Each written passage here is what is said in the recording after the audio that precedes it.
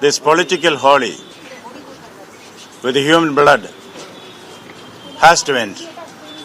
I repeat, this political holy with the human blood has to end.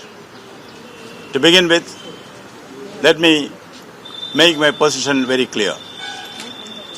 I am here visiting the various places of occurrence of violence, not as part of any fault-finding mission, but for a fact-finding mission. The statements made here will be within the Constitution of India and within the mandate of the Governor.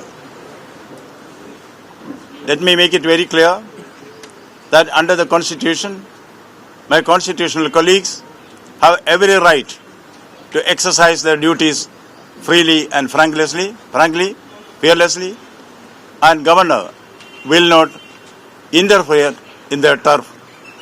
They will function independently.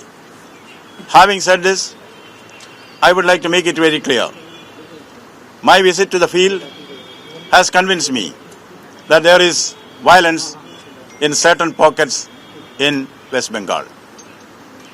There is the manifestation of what may be called the politics of murder, the politics of intimidation, the politics of muscle flexing.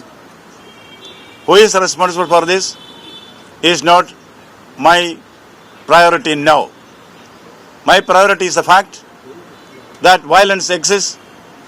People in some pockets at least are scared of the goons and the lawbreakers.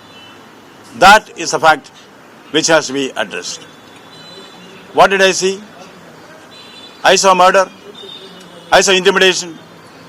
I saw heinous crimes heaped upon innocent people.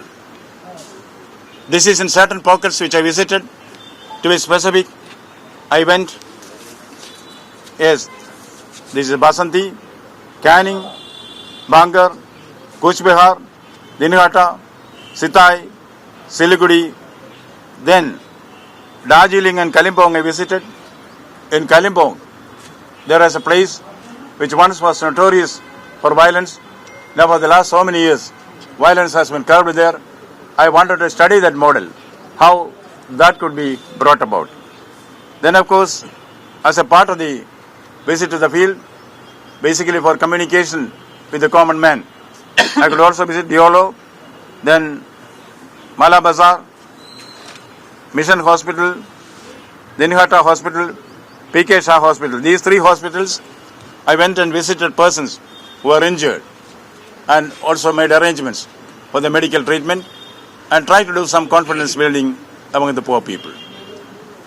I have made my own assessment of the situation. Sir. I have arrived at my own inferences. I also have my suggestions on how to stem this tide of violence.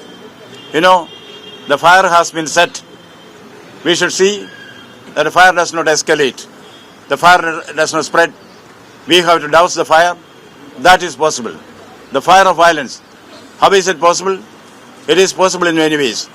First, there is a Constitution of India which envisages free and fair elections. Implement the Constitution in letter and spirit. Number two, which is very important, the High Court of Calcutta has given an order in no unequivocal terms what are the specific steps that are to be taken to ensure there is free and fair election, and more important, to make people fearless and uphold the dignity of the citizens. Implement the High Court order in letter and spirit. Here is where I have to be cautious. The State Election Commission is responsible for holding the election in a free and fair manner. I have no reason to distrust the State Election Commission. I still believe that the State Election Commission will rise to the occasion and will certainly implement the High Court order in letter and spirit and ensure that violence is curbed and the ecosystem is built up where the voter can go and freely cast his vote. For this, what are the actions to be taken? I have 5 points specific points which comes as my observation. I underline observation, not instruction, not direction, as my observation, not even advisory, to my constitutional colleague, the State Election Commission. What those observations are, I will not share with the press now, because etiquette demands, propriety demands that my constitutional colleague is given the freedom to act according to his conscience and according to his sense of right and wrong. That will be given in confidence to him, and I have made my own assessment about who are the gang leaders who are behind this. Yes, it is for the investigating agencies to establish their complicity or involvement. But as a person, as a senior citizen with the experience of 45 years in public administration, I am convinced who are the gang leaders. That is also something which I will share with the competent authorities in confidence. I will wait for 48 hours. This is no ultimatum. We know election is a time-bound affair. You know the date of election has already been announced. That is why 48 hours I will wait to see what action the competent authorities are taking within the Constitution, within the mandate of the High Court judgment in 48 hours.